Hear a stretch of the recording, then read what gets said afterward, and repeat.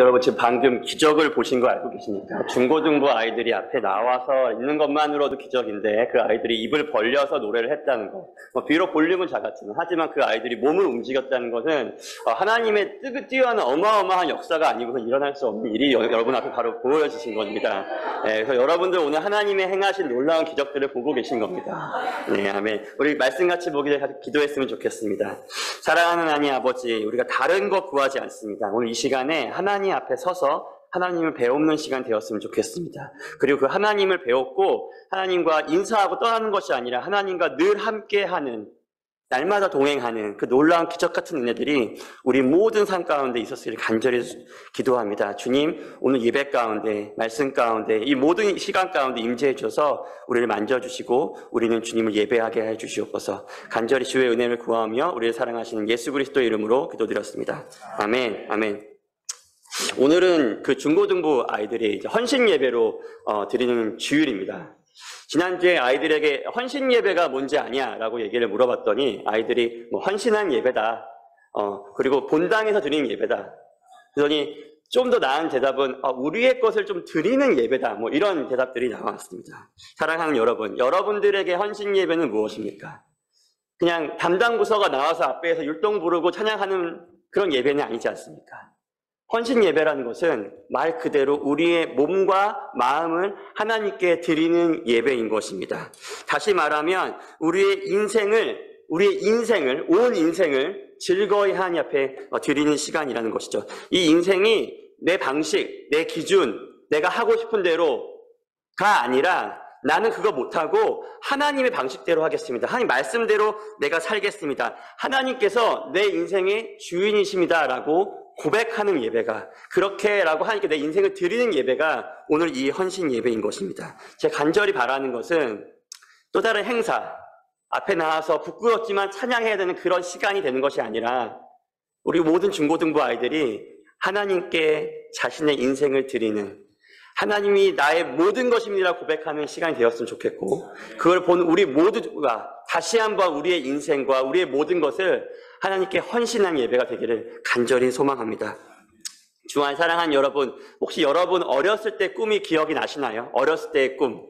저는 중학교 때부터 이런 꿈을 꾸기 시작했던 것 같습니다. 좀 비웃으실 수 있으신데 전 노벨상을 타는 과학자가 되고 싶었습니다. 그래서 중학교 때마다 얼마나 그런 상상을 많이 했는지 모르겠습니다. 좋은 고등학교를 가서 좋은 대학교를 가고 좋은 박사학위를 받아가지고 노벨상을 타는 그 꿈을, 그 상상을 한 10분, 15분, 길게는 30분까지 이렇게 했던 것 같습니다. 뭐 온갖 소설을 다 쓰죠, 머릿속에서. 그게 실제로 일어나진 않았는데 그걸 생각할 때마다 얼마나 이렇게 웃음이 지어졌는지 모르겠어요. 얼마나 행복했었는지 모르겠어요. 얼마나 설레었는지 모르겠습니다.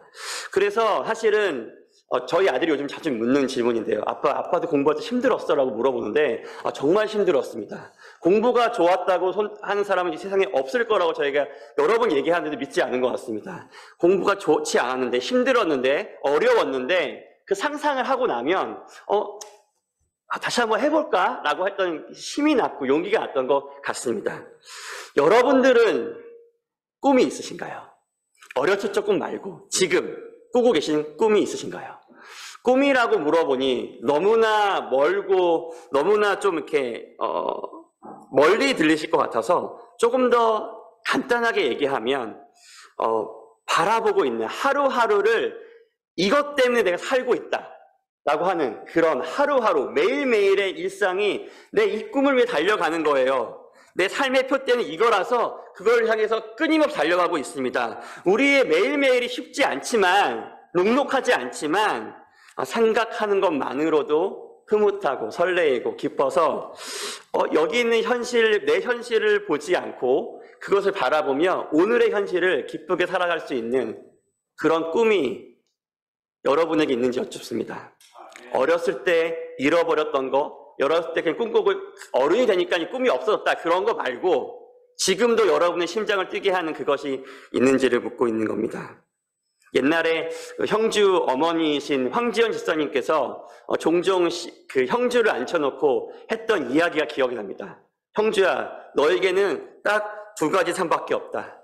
아픈 사람을 낫게 하는 서전이 되든지 영혼을 낫게 하는 목사, 이 두 가지 길밖에 없다라고 얘기했던 것을 이해가 됩니다. 근데 우리가 뭐 이렇게 우리는 형주가 뭐가 해도 너무 행복하겠죠. 하지만 형주의 삶을 약간 들여다보면 누구나 알 수 있는 거 아닙니까? 엄마가 왜 형주에게 너 인생은 두 가지밖에 없어라고 얘기한 그 말이 너무나도 납득이 가지 않습니까? 우리는 어떤가요? 우리가 삶의 양식, 우리 삶의 과정, 형편은 다 다르지만 한 가지 공통점이 있어서 우리 같이 여기 모인 거 아닙니까? 우리는 복음을 믿습니다.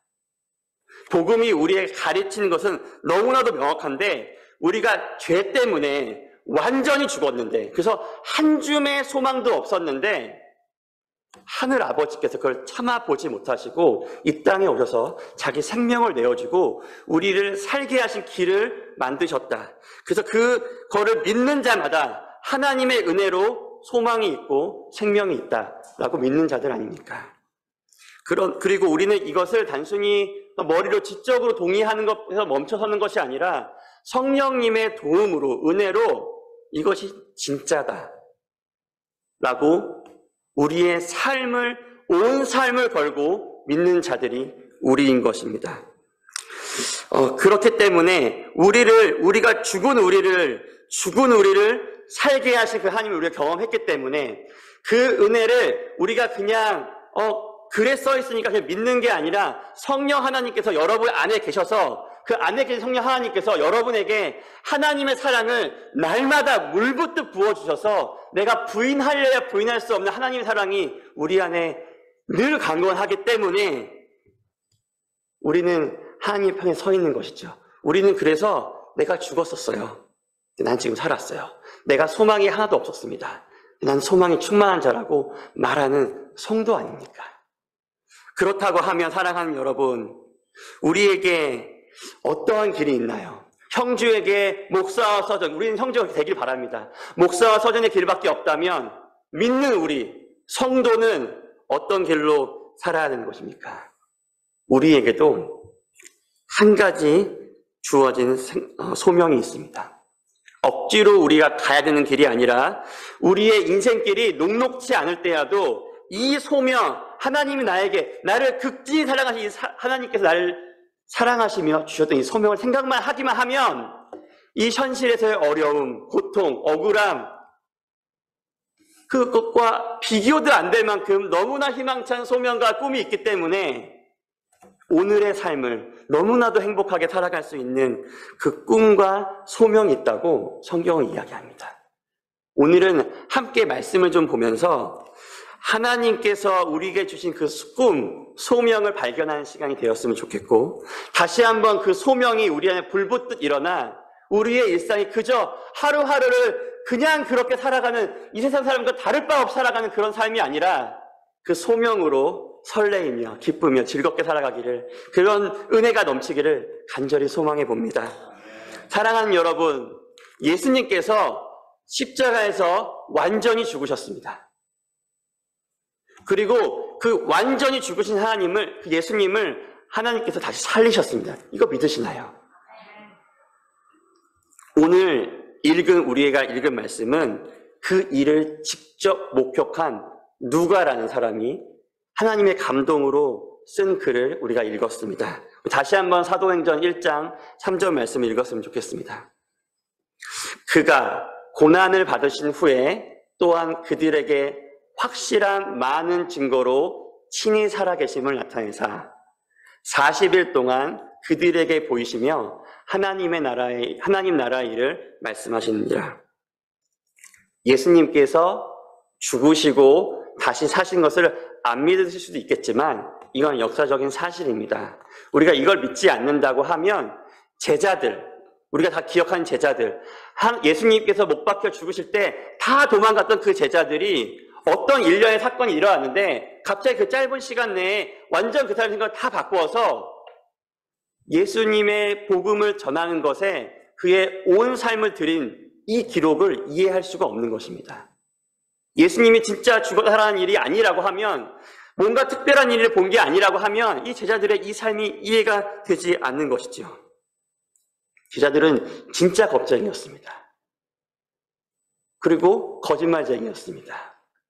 예수님이 돌아가신 전에 내가 죽을 때까지 예수님을 따르겠습니다. 죽는 자리에까지 갈 것입니다. 라고 했을 때 그 바로 그 다음날 그 제자들은 예수님을 버리고 다 도망간 자들입니다.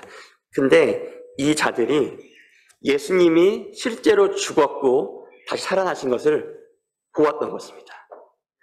그래서 이 세상의 끝이 이 세상이 아니구나라는 그 예수님의 말씀을 너가 여기서가 끝이 아니라 저 하늘나라가 있어라고 하는 그 말을 진짜로 믿었던 것입니다. 그냥 상식적으로 머리로 지적으로 동의했던 것이 아니라 우와 진짜구나 이거라고 알았던 것입니다. 죽음 뒤에는 심판이 있다는 거 저희들이 알게 되었습니다. 그리고 그 심판의 결과가 이 삶이 잘 살고 못 살고가 내 인생을 좌지우지하는 것이 아니라 내가 죽고 나서 있을 그 심판의 결과가 자기 인생의 1년, 2년, 10년, 100년이 아니라 영원을 결정짓는다는 것을 이 제자들이 보고서 알았던 것입니다. 그래서 이 세상은 잠시고 그들은 영원한 나라가 있다는 걸 보게 된 것입니다. 그래서 이 세상을 살지만 우리는 하늘나라를 꿈꾸며 사는 자들이라는 것을 그들이 경험으로 알게 된 것입니다. 우리는 성도는 이 시선으로 사는 자들입니다. 여러분 이 시선이 없으면 제가 앞으로 말씀드릴 이 소명과 이 꿈을 이해하지 못하시고 받아들이지 않으실 것입니다. 이 시선이 없이는 우리가 이 세상이 끝나면 하늘나라로 우리가 갈 것이다라는 이 시선이 없으면 우리는 하나님의 소명을 소유할 수가 없습니다. 그렇기에 예수님은 이 부활 후에 지속적으로 하나님 나라의 일에 대해서 가르치셨습니다. 그런데 너무나도 이상하게 이 제자들은 하나님 나라보다 자신들의 상각, 자신들이 처한 상황에 대해서 더 집중하는 모습들을 보입니다. 우리 6절 말씀 같이 한번 읽어보도록 하겠습니다. 6절 말씀입니다. 함께 읽을까요? 그들이 모였을 때 예수께 여쭈어 이르되 주께서 이스라엘 나라를 회복하심이 이때이니까 하니. 제자들은 여전히 예수님이 그 로마 제국으로부터 자신의 나라가 이스라엘이 언제 회복되는지에 대해서 끊임없이 바라보고 있습니다. 예수님은 끊임없이 하나님의 나라가 있다라는 것을 끊임없이 가르쳤는데 부활하신 후에 그것만 가르치셨는데 그들의 마음속에는 자신들의 조국이 이 세상의 나라가 독립하는 것에 대해서 더 마음을 쏟는 것을 보고 있습니다. 하지만 사랑하는 여러분, 우리도 이럴 때가 너무나 많지 않나요? 예수님께서 날 사랑하는 걸 아는데, 믿는데, 예수님께서 날 위해 죽으셨대, 그리고 날 위해 다시 사셨대, 그걸 다 아는데, 예수님의 은혜와 평강을 다 맛보아 알았는데, 예수님의 사랑을 안다고 하는데, 우리의 관심사는 나죠. 내 기분, 내 상황, 내 마음, 내 이름, 내 레퓨테이션, 내 가족, 우리가 잘 되는 것, 거기에 온통 있는 것입니다. 이 세상의 것들이 그냥 바람처럼 흩날리는 것이라고 아는데, 들었는데, 믿는다고 하는데, 무엇이 진짜 중요한지 아는데, 우리가 무엇이 진짜인지 알고 생각도 하고 고백도 하고 얘기도 하는데, 우리의 믿는 바가 우리의 삶 속에서 보이지 않을 때가 너무나 많은 것이죠. 그래서 우리는 하나님의 방법, 하나님의 편을 선택하기보다는 내 눈에 보이기 더 좋은 것, 내가 더 편한 것, 내게 더 유익해 보이는 것을 택하는 것이죠. 그리고 내가 쭉 봤을 때 내가 좋아하는 것들을 주어지지 않을 것 같으면 언제든지 하나님은 버릴 수 있는 거죠. 그런데 우리 그럴 수 있습니다. 우리 너무 연약하지 않습니까? 이 세상이 너무 녹록하지 않지 않습니까? 그럴 수 있습니다. 그런데 이것 하나 아셔야 됩니다. 하나님께서 우리에게 은혜를 주셔서 우리에게 내가 이게 진짜야 라고 이야기해서 내 마음에서 아 그렇구나 내가 이렇게 해야지 라고 마음을 주실 때 그걸 듣는 대로 하지 않는다고 하면, 그렇게 하지 않으면 다음번에 하나님께서 동일한 은혜로 이렇게 은혜를 주시고 우리에게 컨빅션을 주시고 우리가 이렇게 살아갈 수 있도록 마음을 주실 때 그것을 하기라는 것은 더욱더 어려워질 것이라는 것입니다. 점점 더 어려워질 것입니다. 여러분들이 하지 않으면 않을수록 그래 이번엔 내가 어쩔 수 없잖아. 상황이 그렇잖아. 라고 우리에게 핑계를 대면 될수록 우리는 그 동일한 은혜가 하나님의 그 한량없는 그 은혜가 우리에게 또 임했을 때 우리는 그것을 하지 않을 가능성이 너무나 농후하다는 것입니다. 그것이 반복되면 우리의 습관이 됩니다. 그것이 우리의 습관이 되면 우리는 듣기는 들어도 듣지 못하는 위선과 거짓이 가득했던 바리새인이 되는 것입니다. 바로에게 10번의 재앙이 있었습니다. 자기 눈앞에서 모세라는 사람이 지팡이만 들면 일어나는 그 일이 10번이 있었습니다. 돌이키지 않으니까 그는 끝끝내 마음을 강팍하게 해요. 여호와를 대적하는 자 바로가 했던 것입니다. 하나님이 우리에게 너무나 피상적인 존재가 된다는 것입니다. 우리가 주님이 마음 주시고 은혜 주신 대로 하지 않으면 하나님이 액세서리가 되는 것입니다. 뺐다 꼈다 먹었다가 뱉었다가 취했다가 버리는, 아주 쉽게 버리는 입만 그리스도인 하지만 실상은 불신자인 사람이 되는 거라고 성경이 이야기하는 것입니다. 믿음을 가졌다고 하나 실상은 믿음에서 파선한 자, 하나님을 노래하고 예배하지만 그의 마음과 삶은 끊임없이 하나님으로부터 멀어지고 끊임없이 죄를 향해 달려가는 삶을 살게 된다고 성경은 우리에게 가르치고 있습니다.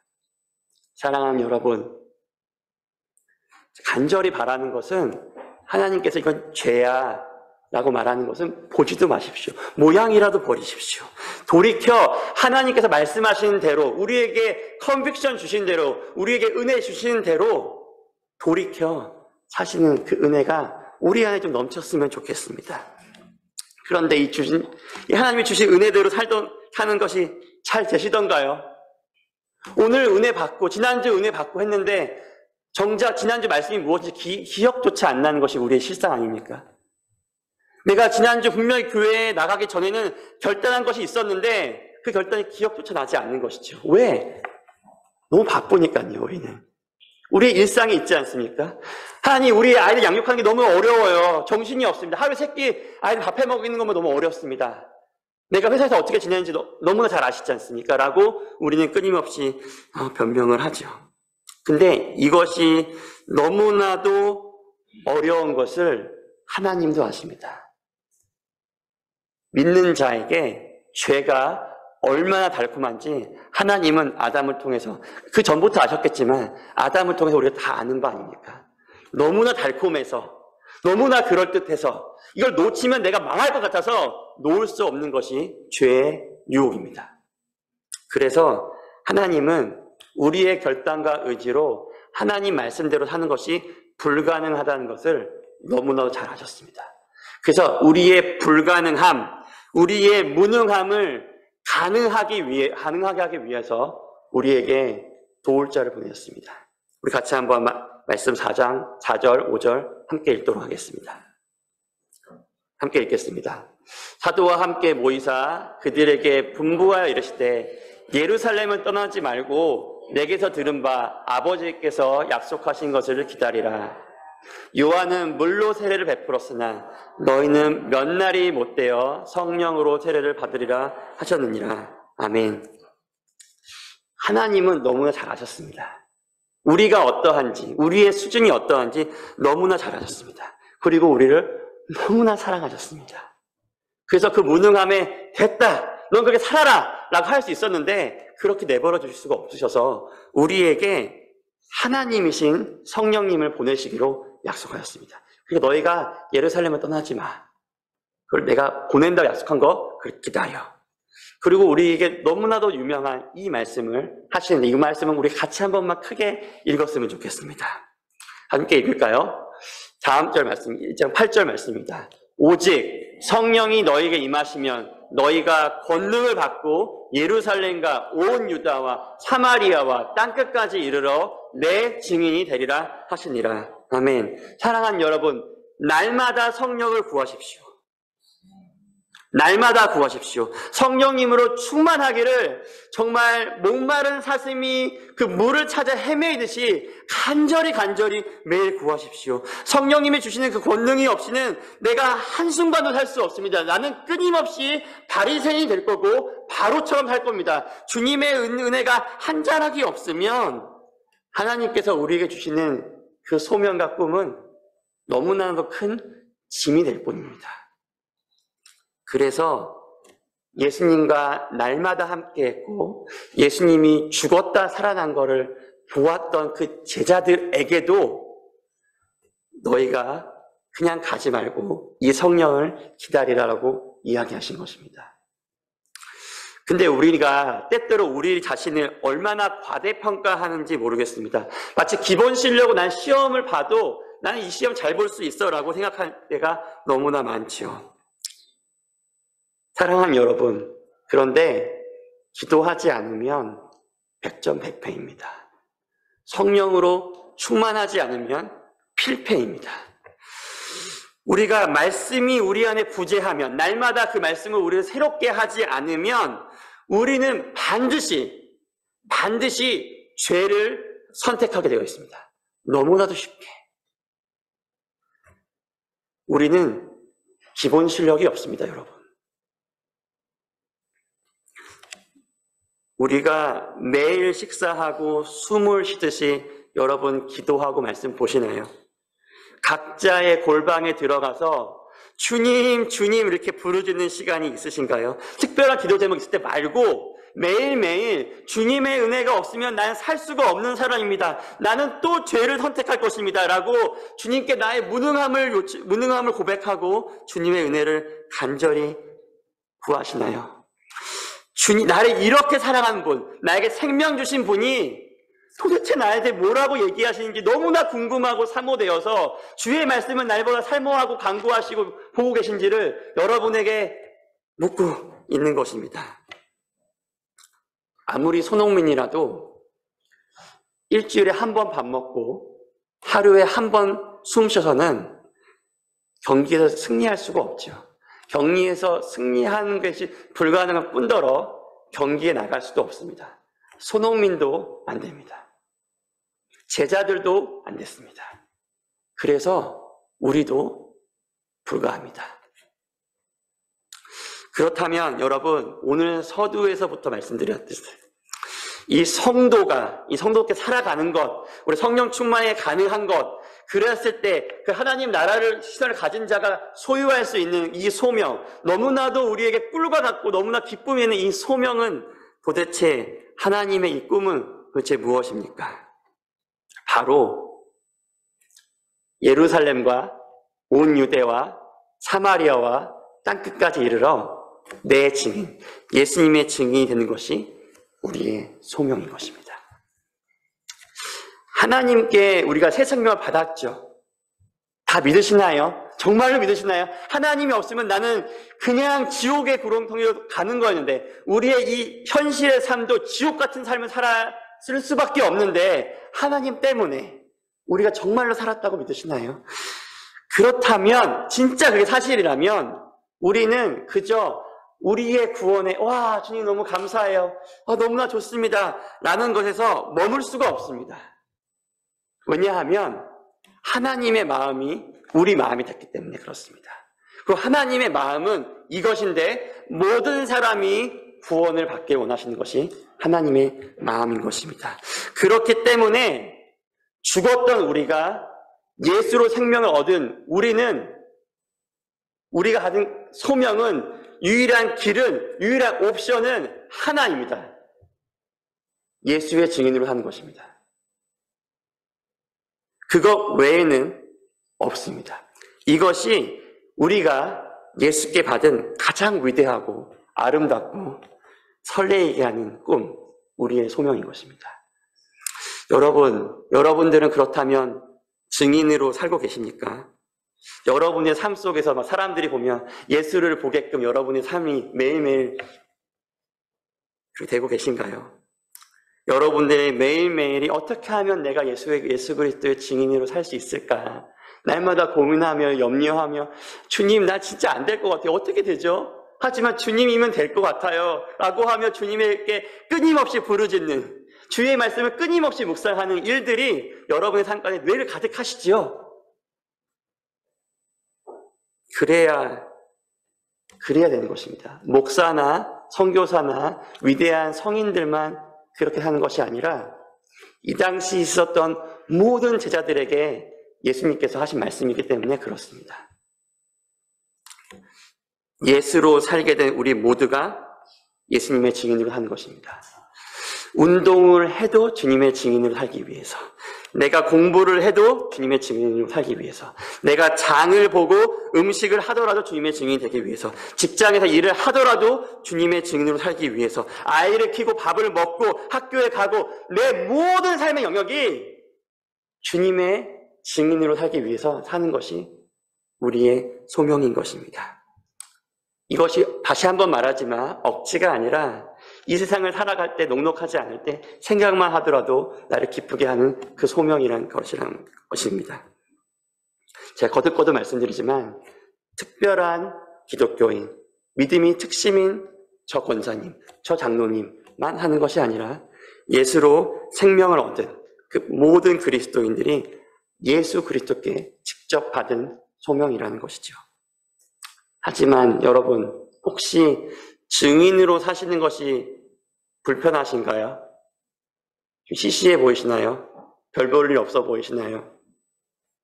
그렇다면 여러분, 우리가 다시 한번 눈을 좀 들어봐야 될 것 같습니다. 왜냐하면 우리가 죽으면 성경이 너무나도 여러 번 얘기했는데 우리가 예수 그리스도 앞에 설 것이라고 얘기합니다.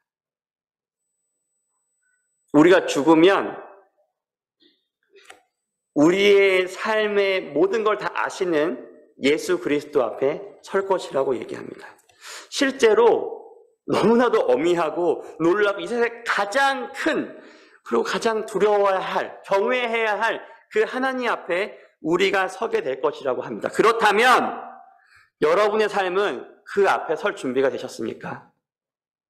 그 앞에 섰을 때 가치 있는 것이, 정말로 가치 있는 것이 무엇이겠습니까?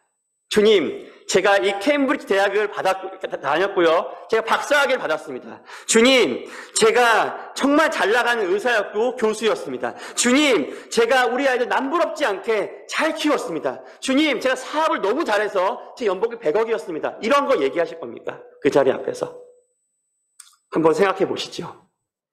여러분들이 매일매일의 삶 속에서 전력 투구하는, 심혈을 기울이고 여러분의 온 마음을 쏟는 그 일이 하나님 앞에 섰을 때 과연 의미가 있는 것인지 아닌 것인지는 크게 어렵지 않게 조금만 생각해 보시면 알 수 있는 것들입니다. 이 세상은 끝이 아닙니다. 우리의 마지막이 이 땅이 아니라는 것입니다. 우리가 영원토록 살 나라가 있다고 예수님께서 말씀하셨습니다. 그렇기 때문에 우리의 갈망, 우리의 진짜 가치를 두는 것은 이 세상이 아니라 저 세상인 것입니다. 하나님 나라인 것입니다. 그리고 이 세상이 가장 필요한 것은 무엇이냐면 예수님의 증인입니다. 왜냐하면 온 세상이 예수님이 너무나도 갈급하게 필요하기 때문입니다. 이것과 다른 것을 비교하면 죄송합니다만 이 세상에 있는 어떠한 것보다도, 여러분들이 달성한 어떠한 위대한 업적보다도 가치 없는 것이기 때문에 그렇습니다. 그래서 우리는 이 세상에서 손해를 보는 삶으로 초대를 받습니다. 오른뺨을 때리는 자들에게 합법적으로 우리가 요청할 수 있는 것들이 있는데 우리는 너무나 억척스럽게 바보스럽게 왼뺨을 돌려대는 사람들인 것입니다. 누가 내 겉옷을 빼서 갔는데 그 사람에게 내 겉옷 내놓으라고 얘기하지 않고 내 속옷을 내어주는 사람들인 것입니다. 우리는 예수님께서 우리를 사랑한 꼭 그것과 같이 우리는 우리의 원수를 사랑하는 자들입니다. 그러나 이 삶은 고통스러울 것 같은데, 처참할 것 같은데 이 세상은 꿈도 꾸지 못하는, 알 수도 없는, 하늘로부터 내려오는 놀라운 은혜와 평강이 가득한 삶인 것이죠. 우리는 그럴 때 바울이 옥문에 갇혔을 때 누렸던 그 하늘의 평강과 은혜를, 이 세상을 뒤흔드는 그 은혜와 평강을 누리는 삶을 사는 것이 이 성도의 삶인 것입니다. 하지만 여러분, 제가 부인하지 않겠습니다. 이 삶 너무나도 고됩니다. 너무나도 고통스러워요. 너무나도 아플 때가 많이 있습니다. 너무나도 억울할 때가 많습니다. 너무나 복창이 떠질 때가 많습니다. 화가 머리끝까지 날 것 같습니다. 하지만 우리가 예수의 증인으로 살다가 이 삶이 끝나면, 그래서 그 주님 앞에 다시 설 날을 생각하면 이것들은 아무것도 아닌 것들인 것이지요. 너무나 즐거워 이 길을 더욱더 정진하게 되는 것이 우리가 가진 이 소명, 이 꿈이라는 것입니다. 그게 예수의 증인으로 산다는 것입니다. 제가 예전에 다니던 회사에서 로또에 당첨된 직원이 있었습니다. 이번에는 꿈 아니고요. 진짜로 로또에 당첨된 여직원이 있었습니다. 당연하듯이 그날 그 직원이 회사에 전화해서 저 회사 나가지 않습니다라고 끊었습니다. 대처리하고 요즘 애들 말로 플렉스라고 하죠. 퇴직금 받지 않았습니다.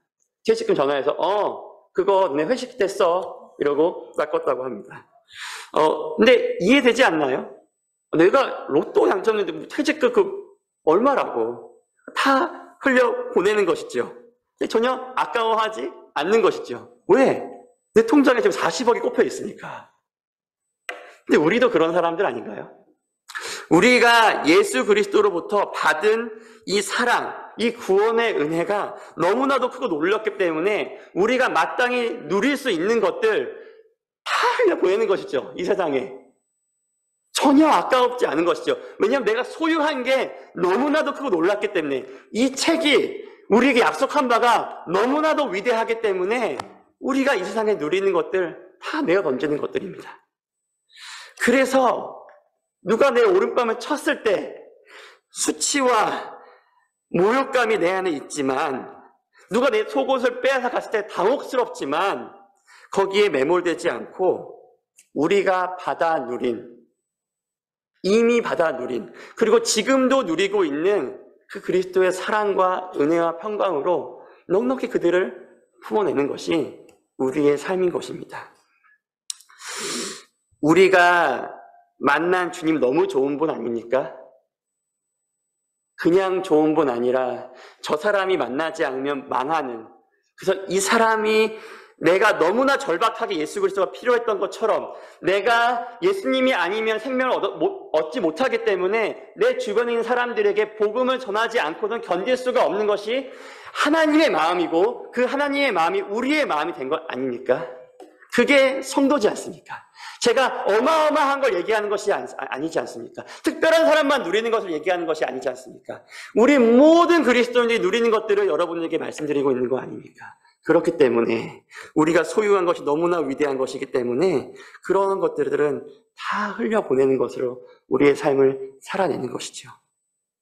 거듭거듭 말씀드리지만 이것은 특별한 소수의 크리스천들에게 얘기하는 것이 아니라 예수를 믿노라라고 얘기하는 모든 사람에게 예수님께서 말씀하신 것입니다. 그러니 여러분들의 인생을 허망한 것에 낭비하지 마십시오. 한낱 바람과 같은 것들 때문에 여러분의 인생을, 여러분의 마음을 낭비하지 마십시오. 영원한 것, 예수 그리스도가 우리에게 주신 이 소명, 생각만 하더라도 그날 앞에 예수께 설 그날만 생각하면 이 땅의 그 어떠한 것도 우리를 범치 못하며, 그때만 받는 것이 아니라 그때 받을 그 영광스러움을 날마다 예수의 증인으로 살면서 누리는, 예수와 함께하는 그런 것들을 좀 사모하며 누리며 바라보며 살아가는 우리가 모두 되었으면 너무나 좋겠습니다.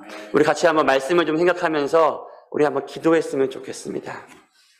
사랑하는 여러분, 여러분들의 일상이 무엇으로 채워져 있나요? 여러분들의 매일매일이 무엇으로 채워져 있나요? 무엇으로 가득하고 있나요? 그리스도이십니까? 아니면 이 세상의 것들이십니까? 우리 모두가 그리스도를 바라보며 그리스도의 하나님 나라를 바라보며 그 그리스도가 우리에게 주신 그 소명으로 가지고 우리의 매일매일을 가득히 채우는, 그래서 이 세상이 알 수 없는 그 평안과 기쁨으로 이 삶을 살아가는 우리가 모두가 되게 해달라고, 좀 그 은혜를 좀 허락해달라고, 성령으로 충만하게 해달라고 우리 같이 한번 마음을 다하여 같이 한번 기도했으면 좋겠습니다. 우리 같이 한번 마음 다하여 기도하도록 하겠습니다.